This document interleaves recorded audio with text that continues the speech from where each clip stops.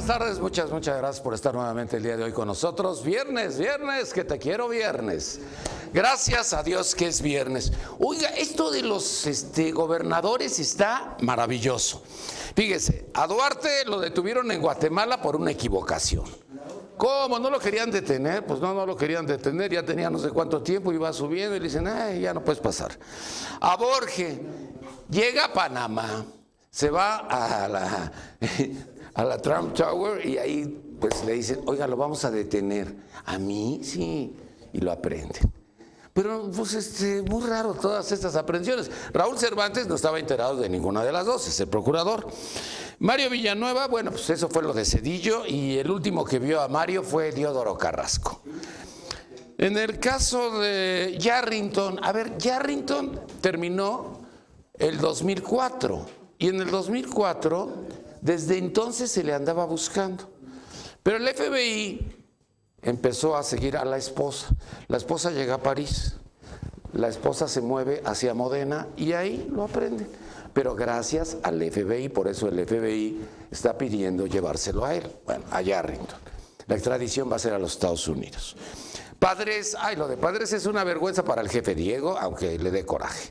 Llega Lozano Gracia con Guillermo Padres al programa de Ciro Gómez Leiva en la mañana. Ya dice, voy a hacer mis declaraciones a la agencia del Ministerio Público y todos, ya se lo llevan.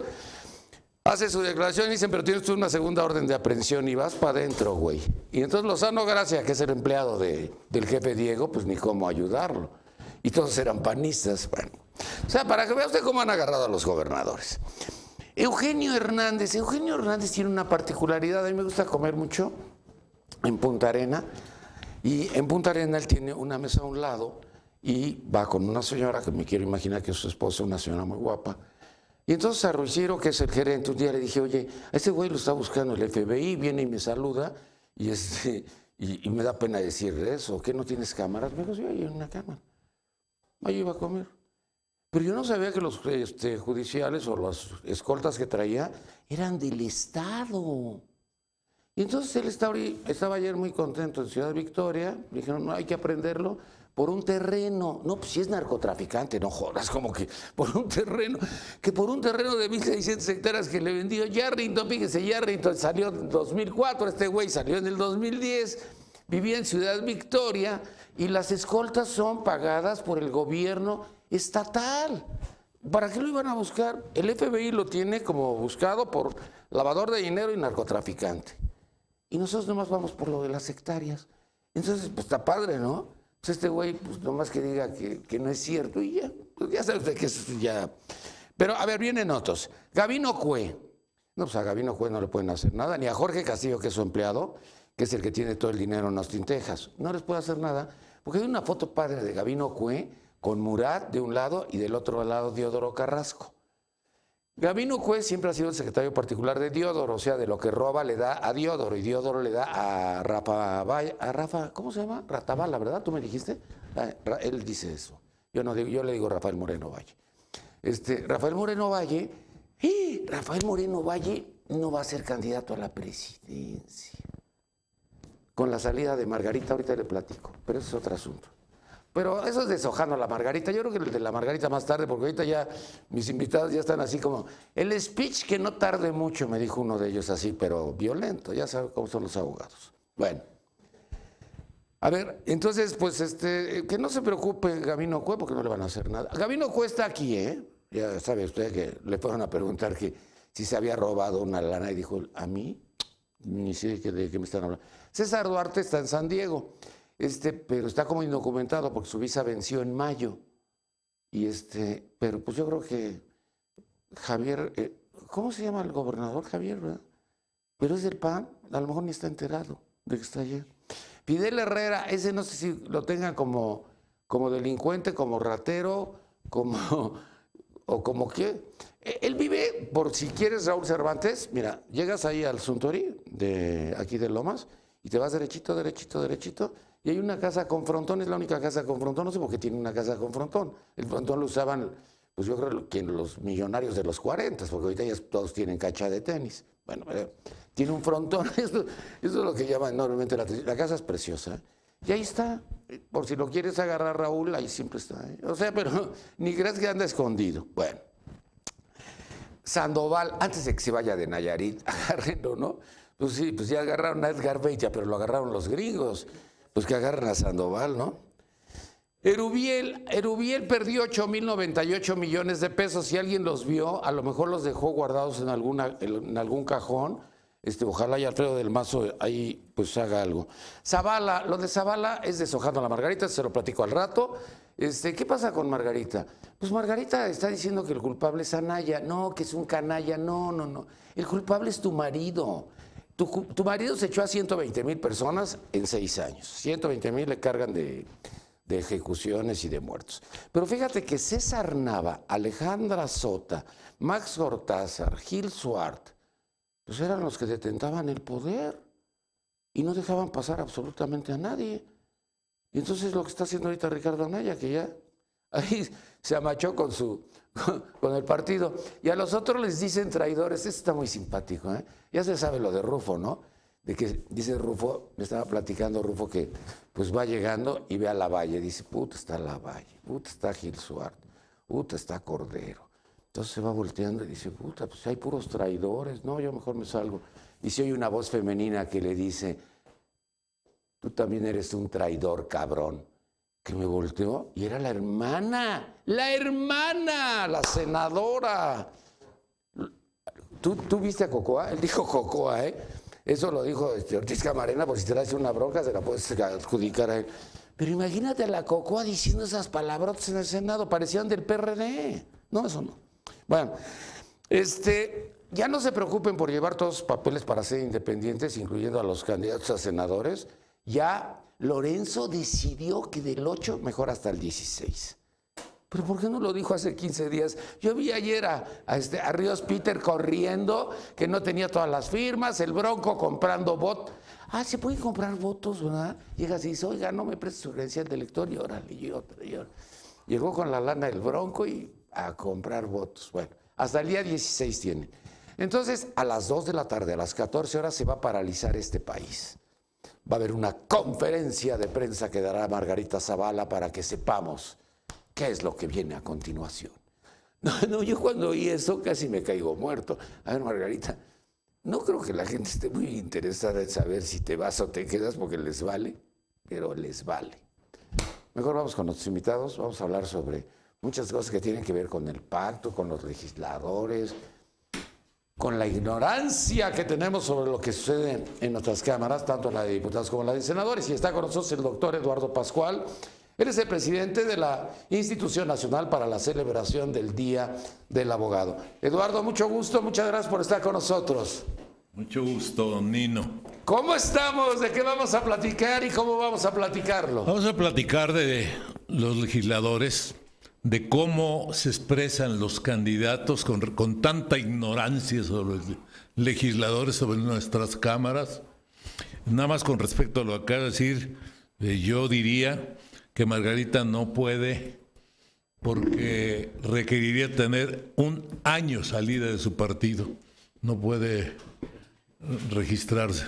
En fin, hay mucha gente que se expresa. Yo no me lo sabía, pero Margarita dice que va a ser independiente. No, sí puede. Sí puede. No sé. Vamos a hacer un debate si Margarita puede o no puede, porque esto es trepidante a las 14 horas. ¿Qué va a suceder? Bueno, adelante. Que sí puede y que no puede, ¿eh? Para que sepa usted.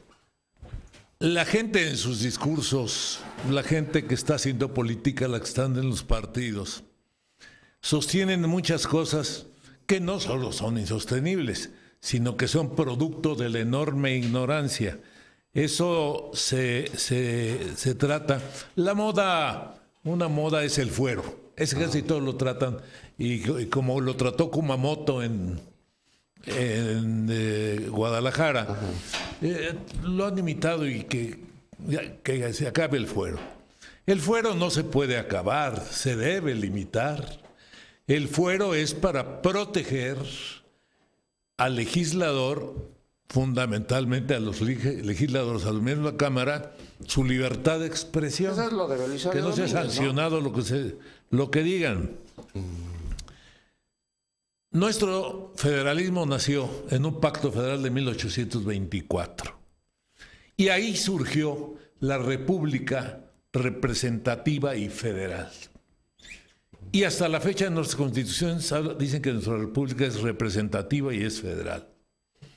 ¿Representativa por qué? Porque hay una Cámara de Diputados que representa al pueblo, que fue votada por el pueblo. Lo que ha sido una barbaridad y se ha venido pervirtiendo es lo de los plurinominales. El plurinominal no solo no es votado por el pueblo, no tiene su representación, sino que es la cuota de corrupción de los dirigentes de los partidos, porque pueden meter a todos sus cuates. Ahorita está César Camacho y Emilio. Pedro Ferriz dice que desaparezcan las cámaras. La Cámara de Diputados y la Cámara de Senadores y los plurinominales y todos. Bueno, no puede desaparecer la Cámara de Diputados. Sí, quizá México requiere mejor representación, mayor representación, hacer una redistritación que sí alcanzarían 400 diputados representando 400 distritos. Ahorita hay 300, ahorita hay 300, podría ser 400. 500. Son 500. No, 500 por los plurinominales, pero esos son a los que quieres quitar. Son 300 por voto. Sí, 300. Son 300 y los 100 distritos. más serían si se hace esto de la redistritación. Sí, sí. Que sea la representación proporcional de 300,000 habitantes cada diputado. Eso es teóricamente como se tenía. Los senadores, sí es una barbaridad que hayan creado plurinominales y de primera minoría, porque los senadores, desde el Pacto Federal, representan a los estados, no al pueblo. ¿No a mí? No al pueblo, no a ti. A ti se ha negado. La representación es de los estados. Es más, yo siempre he sostenido el criterio desde estudiante que los senadores debían de ser designados por las legislaturas locales, claro, porque van a representar al estado y no tenían por qué, así fueron, no tenían por qué ser el micrófono votados. No, es que no se escucha cuando hablas. Está abierto, está abierto. Perdón. Entonces, Está abierto. es una barbaridad que se diga que la República representativa y federal se quede sin representación y sin federación. Hay que platicarle al joven Ferriz y a algunas otras gentes cómo funciona y cómo funcionan y debieran funcionar las cámaras. Y ya las cámaras funcionando, la que representa a los estados y la que representa al pueblo, una es de inicios, donde se inician las leyes, y otra es revisora, según le toque.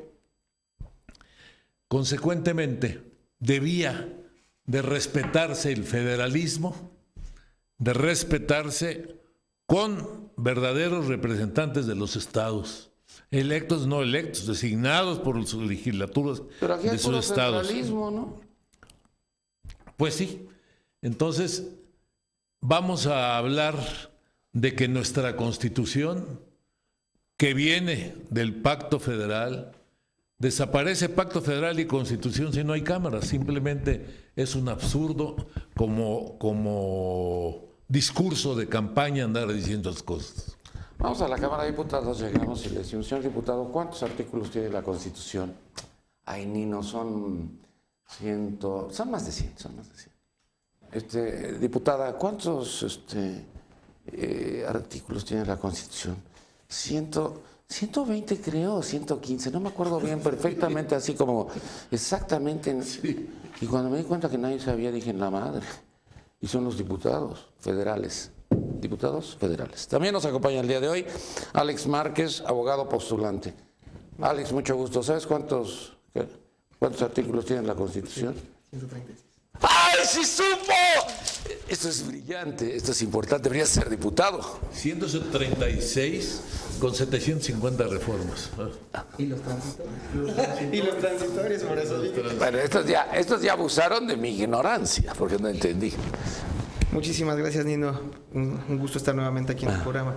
Me gustaría empezar por algo que está plasmado en nuestra Constitución desde hace mucho tiempo y no se ha respetado, que es que todos los mexicanos tenemos el derecho consagrado a votar y ser votados. Y como bien lo comenta aquí el doctor, hay algo que no se está partiendo. De una Cámara de 500 diputados, tenemos 200 plurinominales, de los cuales nadie votó por ellos. No sé. Votaron por ellos. Sí. Tu micrófono. Está abierto, está abierto. Por supuesto que votan por los plurinominales. En la parte de atrás está la lista y están los nombres de todos. Yo he sido diputado plurinominal y por eso lo sé. El problema es que la ignorancia de la gente no entiende que hay un sistema mixto en que los mejores diputados y senadores deben estar entre los plurinominales. Porque si tú invitas a un doctor en Derecho como los que hay aquí y no tiene los votos para ganar una elección y sí lo necesitas como legislador, la única fórmula de entrar es a través de una diputación plurinominal. Que si se vota por ellos, sería absurdo que no se votara en un sistema representativo. Lo que pasa es que hay que revisar la boleta. No se vota directamente, se vota en función de una fórmula que establece la propia Constitución de la República. Entonces, vamos a saber de qué hablamos. ¿Qué hablan? De representación Yo hago una pregunta. Es una fórmula. Yo hago una pregunta, perdón, interrumpo, pero una pregunta. Primero, los Oiga, ¿lo puedo presentar porque nadie sabe quién es el señor? Sí, me conozco. Ah, ¿sí lo conoce? Ah, si usted lo conoce, entonces ya no lo presento. Yo le iba a decir que se llamaba licenciado Alfredo Ríos Camarena, profesor de la Facultad de Derecho, editorialista de la revista Siempre, que próximamente tendrá su festejo el próximo mes. Así es. Se vota en una lista de plurinominales, que es diferente de votar individualmente en un distrito. No se vota en un distrito, se vota en una lista de plurinominales. Pero además, ojalá, y los plurinominales que nominen los partidos en esa lista, ojalá y hubiera constitucionalistas, ojalá hubiera gentes que conozcan el derecho y que conozcan a qué van a la Cámara. Y eso es lo que no pasa. Pero son chapulines. Yo veo a Emilio Gamboa, que tantito es diputado, tantito es senador. Veo a Mario Beltrones. No, nada. Bueno, yo creo que aquí, como bien decimos, sí se trata de una mayoría ¿Alguien está hablando? que viene plasmada y que no debería de estar en ese sentido, por así como bien lo menciona. Digo, los plurinominales que tenemos hoy en día, el 80% son gente que tiene fama o que no tiene ni siquiera un nivel académico o un prestigio. Tanto así que yo en ese sentido no entiendo cómo los senadores, que deben de ser la representación de los estados, hay senadores que no tienen absolutamente nivel ni conocimiento alguno, por nombrar alguno. En este sentido, nuestro famoso líder sindical de petróleo ha tenido una iniciativa y ha tenido puestos de elección popular en más de 10 ocasiones y ha subido una vez a pleno. No puedo creer cómo está ocupando un curul, de que yo creo que hay gente muchísimo más capacitada, la cual sí podría tener una visión más amplia de lo que realmente necesita la sociedad y los estados. Pero él lleva 27 años ahí. Sí, con una iniciativa en toda su carrera. No podemos dejar de lado lo que está partiendo de ahí. Nos estamos desintegrando al que estos 200 diputados, como usted ya tuvo el honor de serlo, digo, me queda claro, su experiencia es muy grande, pero yo me pregunto, regularmente en la Cámara de Diputados se compone de 44 comisiones ordinarias, de las cuales regularmente las presiden esos 200 plurinominales, que muy pocos son los que saben. Es una cuota de poder. Realmente son los que deciden el presupuesto de la Cámara. Es de ahí donde deviene ese debate. No dudo de las capacidades de muy pocos, pero difiero mucho de las capacidades de todos. También nos acompaña el maestro Virgilio Serrano Perea. Mucho gusto, Virgilio, mucho gusto. Mucho gusto, Nino. Pues ya que estamos... Candidato registrado a independiente para la próxima elección. A ver, cuéntame, ¿por qué no lo tengo así? ¿Candidato? Candidato independiente a diputado ¿al Senado? Federal. ¿A diputado? A diputado federal, sí. Por el distrito 25 de Iztapalapa. Ah, muy bien. ¿Ya te fuiste a registrar? Ya me fui a registrar. Ya te corriendo, no, porque, hasta el 16. corriendo porque no sabía yo que por Lorenzo el temblor Córdoba lo hizo ayer en la tarde, pero está loco Lorenzo, es que eso no tenía por qué hacerlo ayer. Perdóname, Nino, fue Lorenzo por instrucciones del tribunal. No es una decisión del INE, es una decisión del tribunal la que cambió estas fechas. Entonces Lorenzo Córdoba tiene que acatarla ¿Tuvo que ver algo los sismos? Porque ahora ¿Quién sabe? los sismos son los... No, perdóname, utilizaron a los sismos. Porque le preguntaron, ¿por qué está usted cambiando la fecha? Por los sismos. No, puta, los sismos y Trump son los culpables de todo lo que le pasa a este país. Bueno, estamos hablando de la Federación y yo Siempre quería... nos interrumpió. Estamos hablando de la Federación, mi querido Nino, y quería yo comentar algo sobre cómo nació la Federación en México. Resulta que cuando México se volvió independiente, vino el plan de Iturbide, y el 18 de septiembre de 1824, pues Chiapas declaró su independencia. Entonces, el 14 de septiembre de 1824. Entonces, ya independizado de la Capitanía de Guatemala, decidió unificarse, unirse a México, incorporarse a México. Y porque antes tanto Yucatán como Chiapas pertenecían a la Capitanía de Guatemala. Yucatán todavía permaneció en la Capitanía de Guatemala, pero cuando cuando Chiapas declaró su independencia, tomó esta determinación. Entonces, esto es lo único que viene a justificar a México como federación, porque México era un todo, era un pastel. No teníamos colonias independientes, no teníamos estados libres y soberanos que fueran independientes, como esto se copió del estado norteamericano, donde sí había 13 colonias que eran independientes y en un pacto federal se dieron parte de su soberanía al todo para formar la federación. La confederación. Entonces México debe propiamente ser federación a Chiapas, que es el único estado que se le incorpora voluntariamente. Entonces, porque esto no se le ha reconocido suficientemente a Chiapas y a los chiapanecos, Yucatán que también. esa decisión... Yucatán también. Yucatán Sí, también, ahorita lo había mencionado. pero esta fue después de Chiapas, porque Chiapas declaró el plan de la Chiapa Libre y ya como una entidad libre separada de Guatemala y separada de todos, se decidió incorporar voluntariamente a México. A través de un plebiscito. A través de un Si tomas el plebiscito, micrófono claro. se escucha. Ahora sí, ¿qué A dices? través de un plebiscito. Sí, a Es través- decir, puede integrarse a la federación, pero luego la estructura constitucional le impide salirse por un plebiscito. Es el caso de Cataluña. Lo que está sucediendo ahorita en Claro, España, lo que es la bronca que en tiene España. con los españoles. No puede salirse Cataluña. Pudo entrar en un momento dado como entró Chiapas, pero no puede salirse. Después Por de la elección que ellos tuvieron, no se puede salir. Por supuesto que no. Tiene que haber una elección de toda España y aceptar la Corte Constitucional. ¿Qué es lo que dijo el rey? Que es lo que dijo el rey, exactamente. Y aceptar la balcanización. Y tiene la Unión Europea No, encima. porque si Sí, el Cataluña Brexit. lo hace, las provincias. Alguien le están hablando por teléfono, no vaya a ser Peña que quiera hablar conmigo, me lo pasa, ¿no? Digo, pues Peña quiere saber sobre estos temas, ¿no? ¿O no? Quizá. ¿Ya? Perdón. Ya, si quieres. Bueno, estamos hablando de muchos temas, y básicamente en una forma de crítica, creo que constructiva, particularmente a la acción del Poder Legislativo. Bueno, yo ahorita veo un huecote de terrible ignorancia que no es tanta, sino es más bien orientada para aprovechar con oportunismo y mezquindad los problemas que nos han afectado en septiembre, el sismo, los huracanes. Hay un clamor popular de la gente de la cantidad de dinero que reciben los partidos políticos.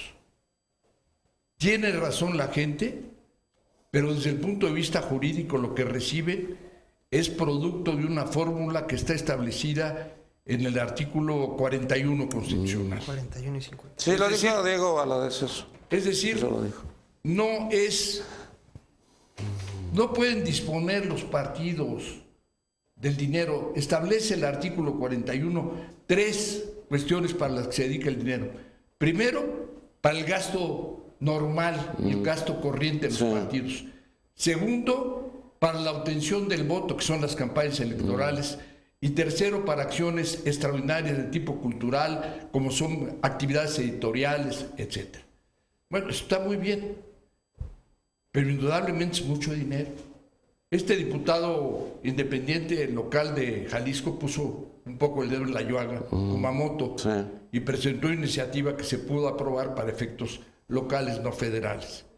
Sí hay que reformar, sin la menor duda, la cantidad de dinero que reciben los partidos, pero no se puede hacer en este momento. La propuesta del que es mi partido es una propuesta completamente absurda,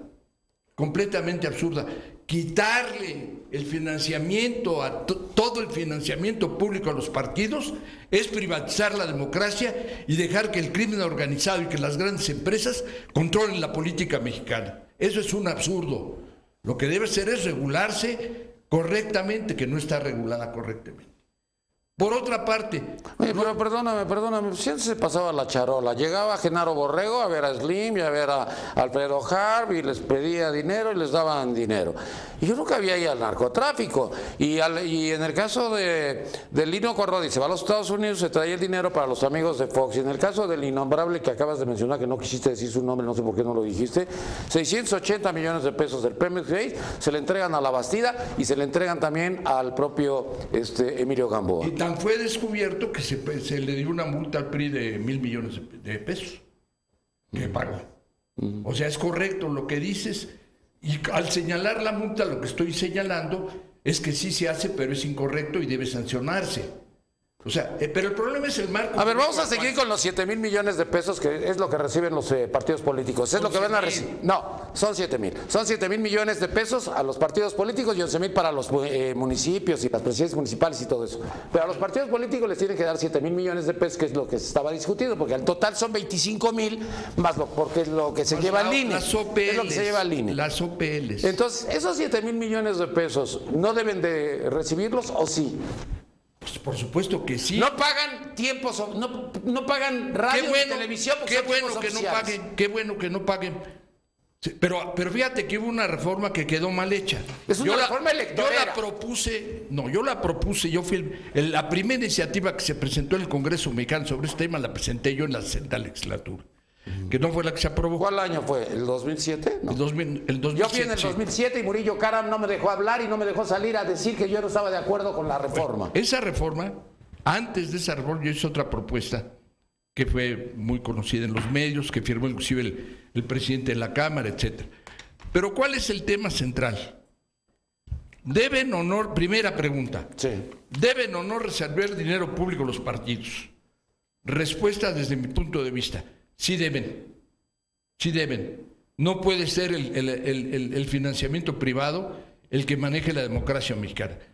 ¿Cuánto? Segunda pregunta. En este momento la fórmula está determinada en el artículo 41 constitucional. No se puede hacer, allá voy. De acuerdo con los votos que recibiste. De acuerdo con, ni siquiera con los votos, sino con el padrón. Con la representación. Pero el padrón lo inflas. Lo acaba de inflar ahorita Ricardo Anaya, carajo. No estoy defendiendo. Perdón. Estoy diciendo lo que dice la Constitución. A partir de ahí, ¿qué se debe hacer, Nino? ¿Qué se debe hacer, compañeros abogados? Solo se puede resolver esto con una reforma constitucional. No puede hacerse de otra manera. Y una reforma constitucional implica un tiempo, implica la participación de las 2/3 partes de los individuos presentes de ambas cámaras y la mayoría de las legislaturas locales, y eso no se puede hacer rápido. Pero además... No, más déjame interrumpirte. Llega Enrique Ochoa y dice, ahí están 258 millones de pesos. Esto es para que lo firme Anaya y para que él también devuelva el dinero que le corresponde por este último trimestre. Sí. ¿Se puede o no? Sí se puede. Te voy a explicar por qué sí se puede. Como dije, el artículo 41 establece 3 bolsas distintas para el financiamiento público a los partidos. La bolsa que entrega el PRI en su totalidad es la que corresponde al inciso A, es decir, al gasto corriente del partido, por los 3 meses que faltan. Así es. A ver, si tuviéramos una interpretación estricta de la ley, Yo creo que no se puede. Pero tenemos una situación de emergencia nacional que debemos de ser lo más flexibles en las interpretaciones, sin violar la Constitución, para poder dar pie al apoyo popular al pueblo de México. Entonces, el INE inventó un método que ayer, en su presentación en la Cámara de Diputados, el secretario de Hacienda lo dejó más claro. No se va a hacer una bolsa de todos los partidos de lo que entreguen o no, sino se va a meter a la Secretaría de Hacienda, lo va a poner porque las reuniones del CONDEM, y va a tener una vigilancia específica para saber peso sobre peso de qué se va a gastar eso. Sí se puede renunciar a las prerrogativas. Pero nada más hay 258 millones, los otros no lo hicieron y ya se venció la fecha. Ya no pueden devolverlo en este momento. Y difiero que sea un apoyo popular. Llegaron a fecha límite, fecha fatal. A ver, entonces no lo devolvieron. Pero lo más importante es el presupuesto del 18, hombre. Hay cosas que hay que... Entonces Enrique Ochoa se fue a parar el copete con los 258 millones de pesos que sirven para maldita la cosa, porque si los juntas todos, son 1,000 millones de pesos, pero todos los partidos, y no lo hicieron. No, hay que objetar algunas cosas. Objetemos. Para mí el INE es un órgano inconstitucional. Se la han pasado haciendo reformas que patean a la federación, patean el régimen federal. ¿Cómo es posible que un Instituto Nacional Electoral vaya a ser el responsable de vigilar las elecciones de Piedras Negras, Coahuila, o de Tapachula, Chiapas? No se puede. Eso es un golpe al federalismo. Cada estado debe tener su instituto electoral y no ser usurpado por un organismo nacional que inconstitucionalmente fue aprobado. ¿Revienta el pacto federal de lo que has estado hablando? Pues sí. Bueno, también no es un apoyo, como lo me están mencionando, un apoyo para los damnificados. Esto es un aprovechamiento político. No nada más lo tenemos que ver así. Eso fue un aprovechamiento político. Lo tenemos que hablar mediático. de fondo. Claro.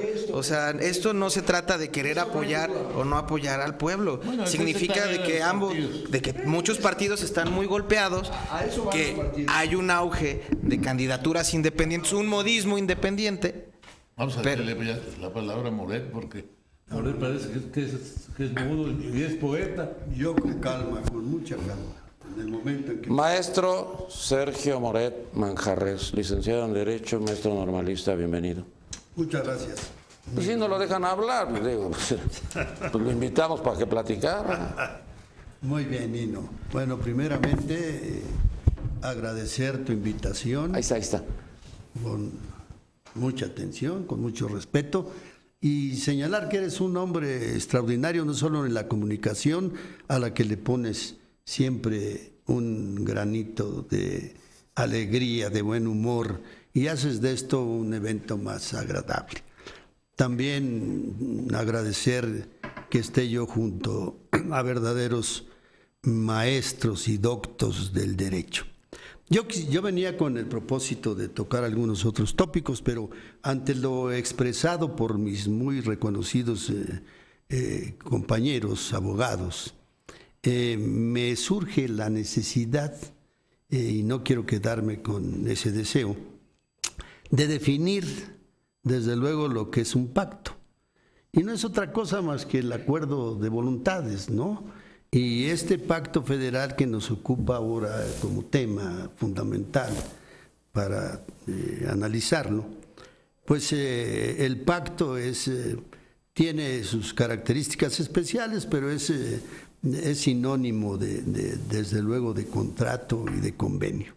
Entonces, al surgir el acuerdo de voluntades, y esto a través de la historia, y que se ha hecho desde luego el pacto de un acuerdo de voluntades que trajo como consecuencia precisamente la creación de la República.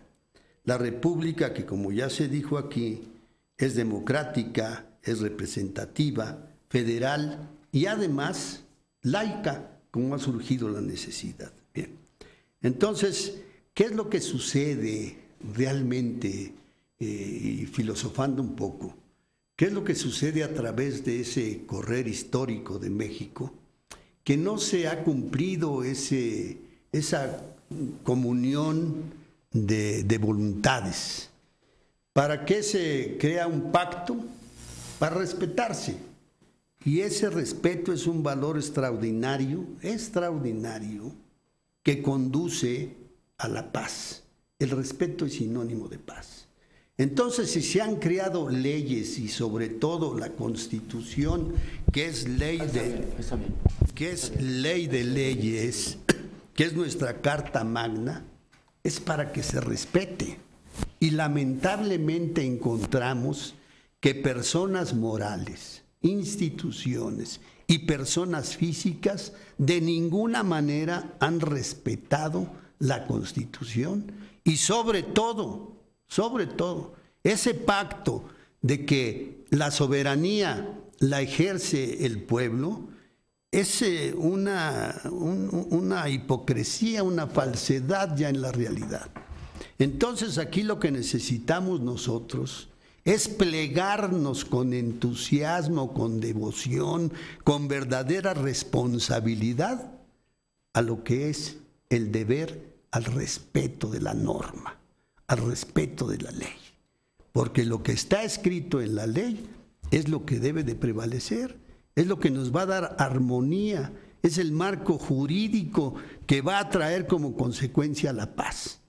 Entonces, Nino, yo pienso que en realidad coincido con todas estas tragedias que estamos viviendo, e inclusive que le echen la culpa en mucho a quien lo determinó así, que es la naturaleza del sismo, y me hizo recordar cuando yo estaba chiquillo.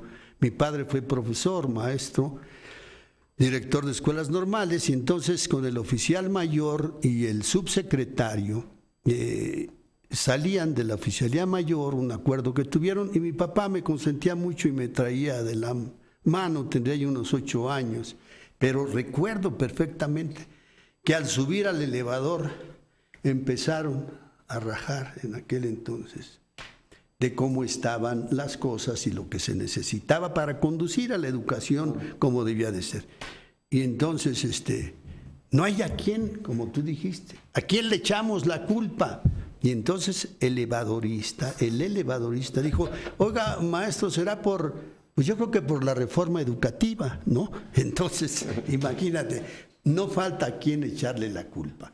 Pero la realidad es que debe de existir un respeto absoluto a la ley, que es la que nos norma, nos marca la conducta a seguir, y eso es un valor que forma parte de los valores rectores de la educación.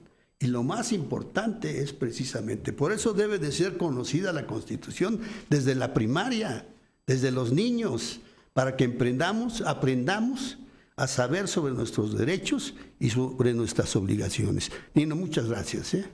Eduardo. Para darse cuenta de este problema del pacto, ahora que se habla de los fenómenos naturales y de la educación, yo tengo una escuela. En la Secretaría de Educación vive violando el pacto federal, vive violando la Constitución. ¿Por qué el artículo 3? Bueno, el artículo 3 ya pasaron sobre él y ya... Pero hay muchas escuelas que no son laicas. Hay otras escuelas que son públicas, otras que son privadas. Y ahora, en esto del sismo, sí, hemos vivido de ocurrencias del jefe de gobierno de la Ciudad de México y del secretario de Educación Pública. Ocurrencias de que suspenden las clases hasta en tantos no se verifiquen los edificios. Ahora ya hay 4,000 escuelas públicas que no van a funcionar por las condiciones en las que se encontraban. ¿Qué no era su obligación desde antes revisarlas? Que ahora nos están mandando los DROs, es un término muy curioso de la escuela, director responsable de obra, que vaya a vigilar. Son unos cuantos los que hay, están 54. Se están enriqueciendo ahorita porque nos sacan dinero por ir a ver, a checar la escuela, a ver que no tenga fracturas, que no tenga fisuras, etcétera. Pero diario tienen una ocurrencia nueva. ¿Qué va a suceder con las 4,000 escuelas públicas que no van a funcionar? Pues se tienen que ir esos niños a las privadas. Educación tiene que hacer ¿Y quiénes un van a pagar acuerdo. la escuela privada? Eso, ahí si me permites. Bueno, mire, con lo que le dejen de dar al sindicato de educación, las mantienen, ¿eh? Eso, Sí. eso es muy sencillo. Mira, si me permites nada más. A ver. Si me permites, mira. Estaba yo hablando precisamente del respeto, Si te acercas un poquito. del respeto a los pactos, ¿no? Entonces, el presupuesto, que es el mayor presupuesto para la Secretaría de Educación Pública, ¿no? Lamentablemente, el culpable no es el pueblo ni es el niño. El culpable es que no respetan los dirigentes y al contrario, en lugar de aplicar lo que debe de ser para la educación, medran con ella. Entonces, vuelvo a insistir, el pacto federal fue creado de buena voluntad, para beneficio del pueblo, de la ciudadanía, de los que integramos México, del bien común, pero lamentablemente, pues, Necesitamos uno nuevo. necesitamos Como una nueva constitución. Necesitamos mejores mexicanos, no solamente un México mejor para nuestros hijos, sino unos hijos mejores para nuestro México, unos hermanos, unos padres, unas madres, unos tíos mejores para Hay que nuestro ir a revisar México. la genética de nuestros padres y Bueno, abuelos. lo que sea necesario, pero necesitamos eso es lo que necesitamos, concientizar. Yo creo que podríamos reformar 10,000 leyes y si no empezamos por los que realmente deberíamos de hacer algo, estaríamos mal. Pregúntame cuántas reformas educativas he hecho yo. ¿Cuántas reformas has hecho? Una con el Bester Gordillo en Monterrey, Nuevo León, con programa de televisión y todo. Otra con Manuel Bartlett, aquí en la Ciudad de México, en las instalaciones de Televisa. Otra con Cedillo, que me mandó a Esteban Moctezuma para hacer la siguiente reforma. Y yo decía, pero ¿y por qué tantas reformas? Ninguna funcionó porque no eran reformas, era una vacilada. Era engañar a la gente a través de la televisión. Es que nosotros permitimos que nos engañen por un tema. Yo creo que México, aunque nos decimos un país democrático, no lo somos. Porque las elecciones, y que como realmente está dividido, no representan a la mayoría. Es una minoría relativa. Porque realmente hay un abstencionismo brutal. ¿Qué es lo que está pasando? Que a nosotros no tener y no poder salir a votar y no ejercer nuestro derecho al voto, simplemente estamos dejando que estos partidos y estas cuotas de poder vayan incrementando. Ahora, también tenemos que regular algo que considero muy importante. En la Cámara debería de haber doctos y gente letrada en derecho que sepa, porque vamos a legislar, a reformar y a reestructurar las leyes. No podemos tratar de inventar que No hay ni el 10%. sin que me lo menosprecien, que una conductora de televisión o una artistilla con Carmen Salinas o quien sea, nos venga a reformar una constitución, nos venga a dar una iniciativa favorable para el país. Debemos de comenzar por eso, que se empiece a haber reformas estructurales para que la gente pueda aportar algo constructivo al país. A ver, y como mexicanos podamos hacer un cambio Explíquenme algo, real. Porque yo no entiendo. A ver, préstenme una caja, ¿no? No hay cajas, ¿verdad? Bueno, pues pensemos que esto es una caja, digo, no se me ocurre otra cosa, en donde todos los 110 senadores van a depositar su voto. 128 senadores. 110 senadores van a depositar su voto. Y aparecen 112 votos. Ya sé de qué está hablando. ¿Qué De la carajos simulación. pasó? Que alguien me lo explique. ¿Por qué estaban haciendo trampa los senadores? Tuvieron que pasar videos de repetición como si fuera juego de fútbol americano a ver quién había metido mal la mano. Y salieron los verdes. ¿Qué los verdes sirven para eso? ¿Para hacer trampas? Acaba de suceder la semana pasada y pusieron a Gabriel Contreras, lo repitieron y lo reeligieron por 4 años más para que esté detentando el poder el presidente de la República, porque los medios de comunicación los van a tener controlados. No se vale, no se vale. O Pero esto censurados. sucedió en el Senado de la República. Digo, censurados, Nino, tú eres un claro ejemplo. No, pues ahí Siendo Sí. una gran persona como lo eres y hablando de tantos temas que has pisado tantos callos, caíste en una censura brutal. Digo, ahí tienes al presidente. Te lo puedo poner que tú le puedes decir todas las cosas que has visto y vislumbrado en muchos de tus programas en una hoja de papel. Perdóname. El presidente inició conmigo. El señor gobernador Montiel me pidió que si podíamos comer en un restaurante allá en Santa Fe. Y le dije que sí, que nos veíamos ahí.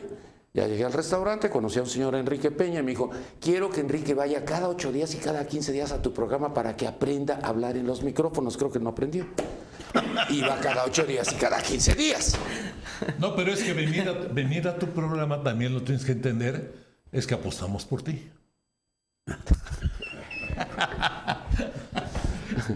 Oye, y además el venir a tu programa no te enseña cómo hablar, ¿no? Así que no esperaras grandes cosas. Es que los programas no son para enseñar. De esa reunión. Cuando decían a los niños, déjenlos viendo la televisión, puta, pues métanlos en una escuela.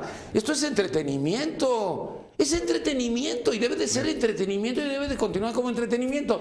Aunque hayan hecho la porquería esa de la reforma electorera, que no quiero meterme en eso, pero imagínate una reforma electorera en donde pones 10 spots, 10 comerciales de propaganda y los pegas. ¿Cuándo has visto uno de Banamex pegado a uno de Bancomer? Y entonces ahí tienes a los 10 juntos y nadie los escucha, nadie se entera. Murillo Karam, déjame hablar, es que eso no se vale, los puedes abrir, tiempos oficiales es lo que estás usando. No se va a cambiar ni una coma.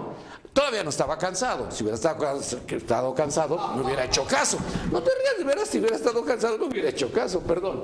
Bueno, yo creo que... Ya no vuelvo a hablar. Ustedes son los invitados, no yo. Yo considero que tiene razón el maestro, porque... ¿Cuál de todos? Porque todos son maestros. Porque la ley existe, la Constitución es muy clara, pero no se respeta. Ese es el gran problema que tenemos, que cada quien hace de la Constitución lo que quiere, un pañuelo o un papalote. Entonces, no se respeta el derecho existente. Y bueno, pues todos estos arbitrarios que utilizan todos los recursos del Estado para favorecerse y para enriquecerse y en detrimento, no en ayuda del pueblo mexicano, pues es a lo que vamos, ¿no? Y en lo que estamos viviendo. Ya ahorita el dinero de los sismos dicen que se va a transparentar, pero no dicen cuándo. Claro. Requerimos la nueva Constitución. ¿Qué tal esta Constitución del DF que acaba de ser aprobada? Que no es Constitución, es otro estatuto jurídico y muy malo.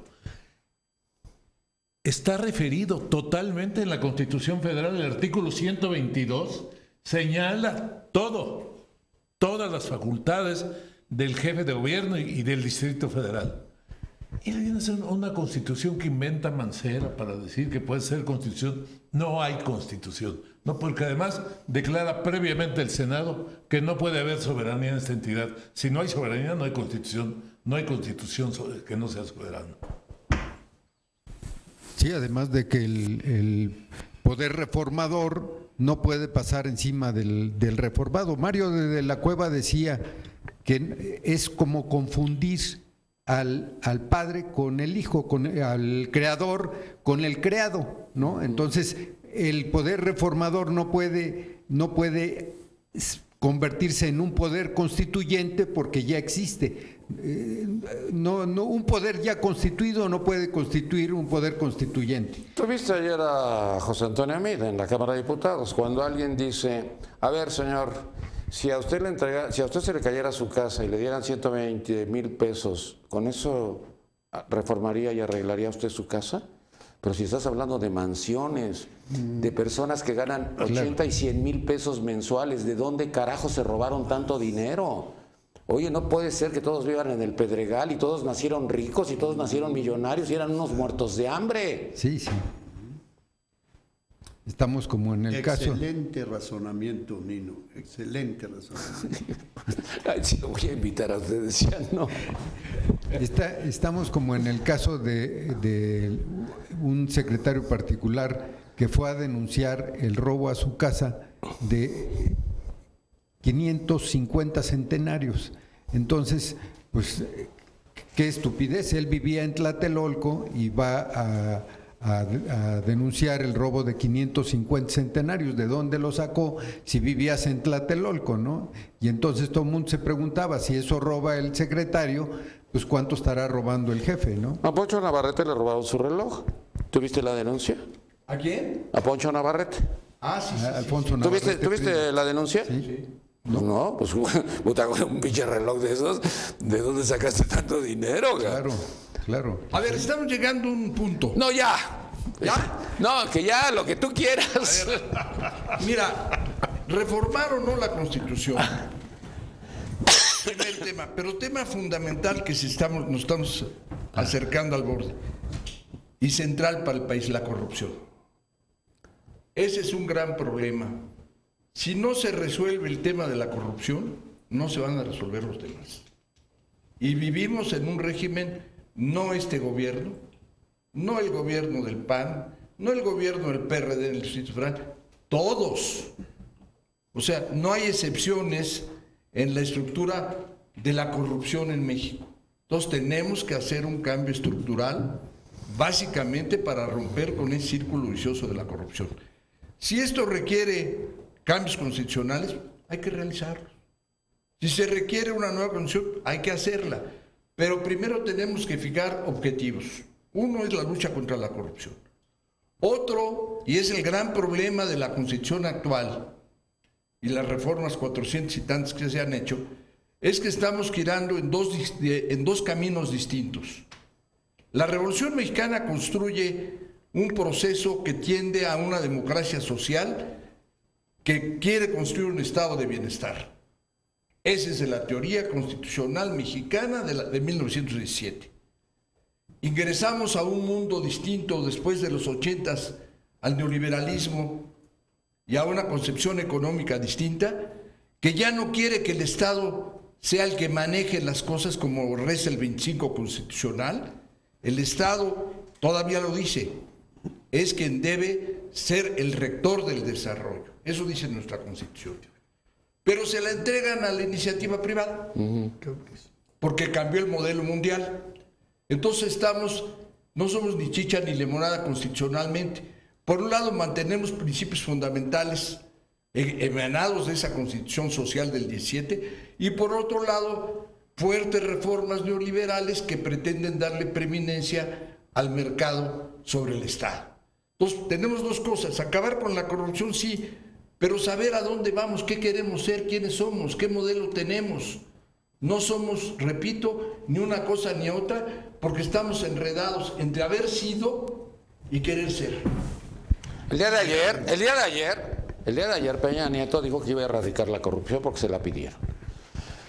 En esta reunión en donde estuvieron, bueno, pues todos los prestadores de servicios turísticos y demás, y que estaba manejada por de la Madrid, el secretario de Turismo, uno de ellos hizo uso de la palabra y dijo: señor presidente, tenemos que concluir con la corrupción, usted tiene que terminar con la corrupción, este es el cáncer del país y esto nos ha afectado a todos nosotros. Se levantó Peña y dijo que lo iba a erradicar, entonces yo creo en el presidente, ¿tú no?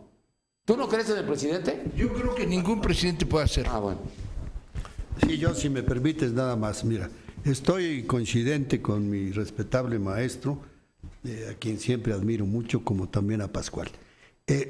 Solo que, independientemente de que el cáncer que tenemos es precisamente la corrupción, pero la única forma, insisto, la única forma de poder combatir la corrupción y todos los males que genera la corrupción es precisamente el arma más poderosa. Y el arma más poderosa que podemos tener es la educación. Porque la educación como arma propicia la paz y el equilibrio, no solamente en México, sino en el mundo entero.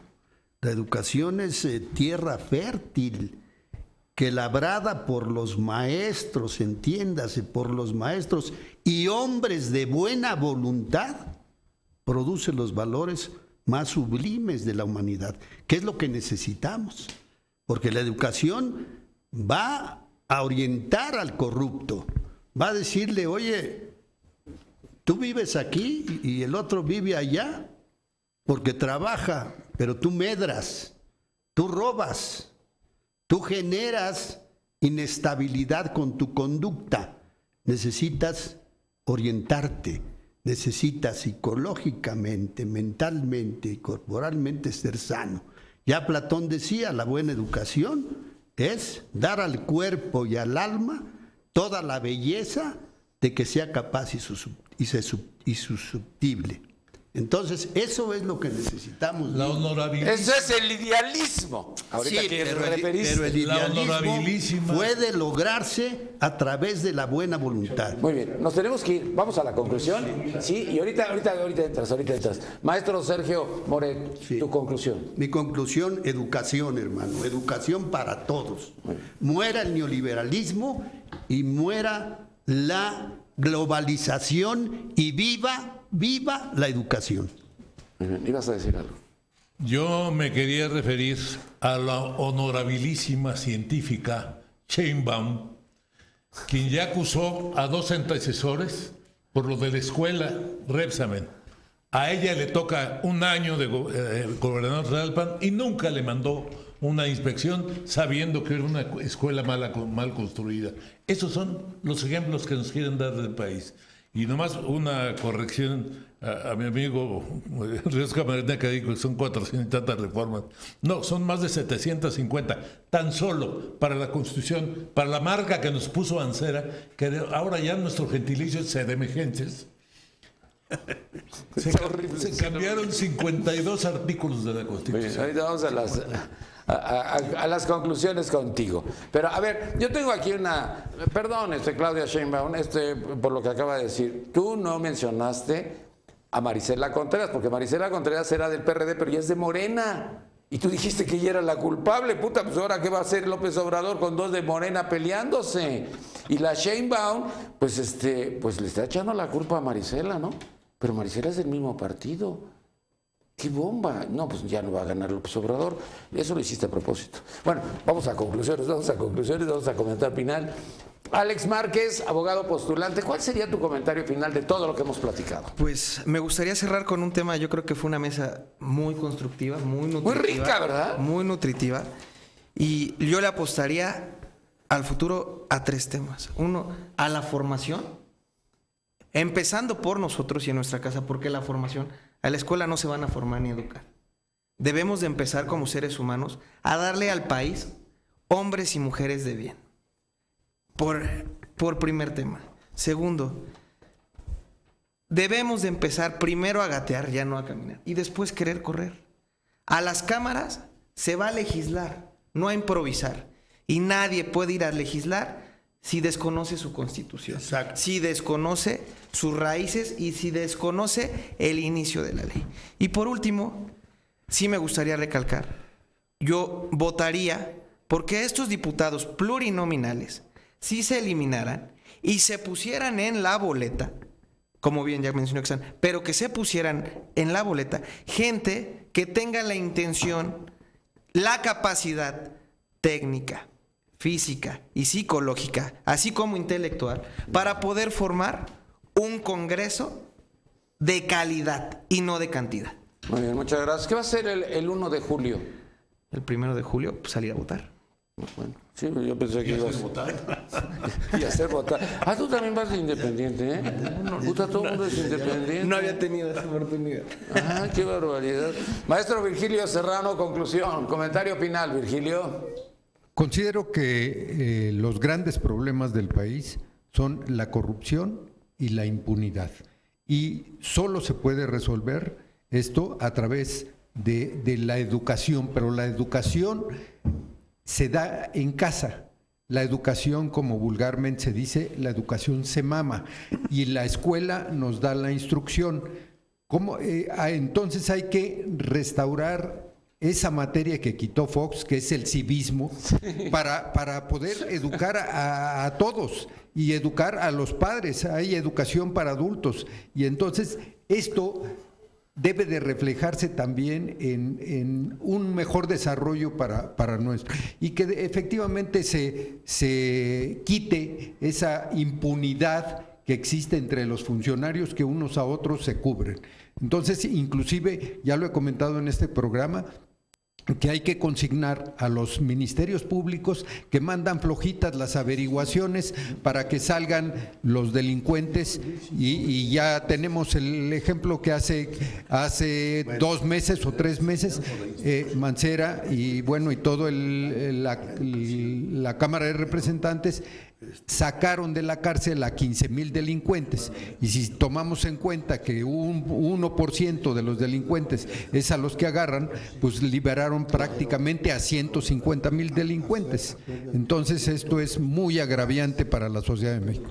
Y desde luego coincido con el maestro, la Cámara de Diputados y la Cámara de Senadores tienen que tener un filtro, que ninguno puede acceder a ella si no tiene por lo menos una licenciatura en Derecho, porque eso de que vengan artistas que son muy conocidos a ocupar las curules no sabiendo lo que hacen, bueno, pues por eso se duermen y por eso faltan. Gracias, Nino. Fíjate que a mí me tocó eso de mamar la educación, pero también la instructora. Una señora Serrano que vivía en mi casa, que es mi madre, o era mi madre, me enseñó a leer y a escribir. Y yo cuando llegué al colegio ya sabía leer y escribir. Fíjate. Muy bien. Y tenía 6 años. Fíjate que a mí me pasó lo mismo. Se apellida igual que tú, ¿no será tu parienta? Sí. Ha de tener ese ADN, el tuyo, Virgilio. Muy bien, licenciado Alfredo Ríos Camarena, tu conclusión. Y he aprendido muchísimo nada más escuchándote. Muchas gracias, Nino. Primero agradecerte a ti, a Jorge Eduardo.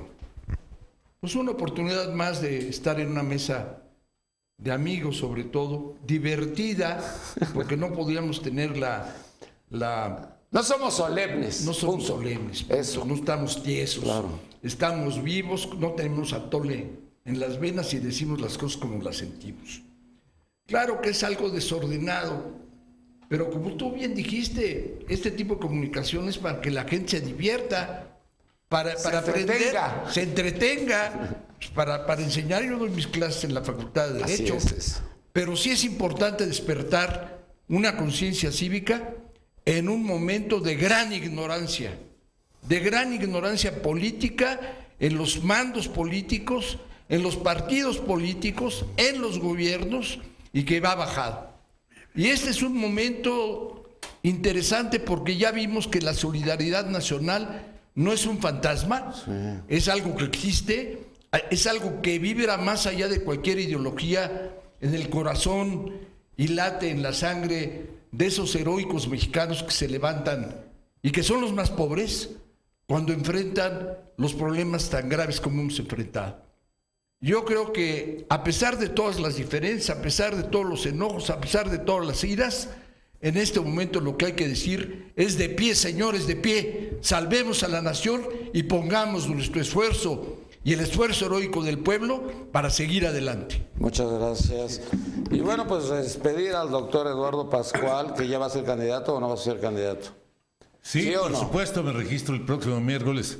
Ay, candidato a senador. Pero yo también quiero ir contigo. Nunca me deja acompañarlo a ningún lado. Perfecto. Me harás el honor de acompañarme. Sería un honor para mí. Sería un honor para mí. María de la Parra te dice qué horas es. Muy bien. Bueno, ayer yo estuve. ¿Por qué distrito? Con el Jaguar. ¿Por qué estado? ¿Por qué estado? ¿Por qué estado? ¿Por la Ciudad de México? Federal, ah, muy bien. Sí. No, Ciudad de México. El Distrito Federal. No, yo nací en el Distrito Federal. Yo no nací en la Ciudad de México. Ah, no naciste en la Ciudad de México. No. Te voy a dar una nueva credencial de lector porque López Obrador. No, credencial de lector dice Distrito Federal. Dice Distrito Federal. Bueno, ya, conclusión. No te puedo ganar una, cabrón. Conclusión, que da mucho gusto estar con gente tan sapiente del derecho. Conclusión, para los que alegan de todo eso, que se logre un congreso de gente sapiente del derecho para que vayamos a un nuevo pacto federal y a una nueva constitución. Muy bien, muchas gracias, mucho gusto. Muchas gracias, muchas gracias, muchas gracias, muchas gracias, muchas gracias, muchas gracias, muchas gracias. Buenas tardes, muchas gracias por habernos acompañado el día de hoy. Qué programa, me encantó, me entusiasmó, me emocionó y aprendí mucho. Buenas tardes, gracias, me despido de usted, mi nombre es Nino Canún.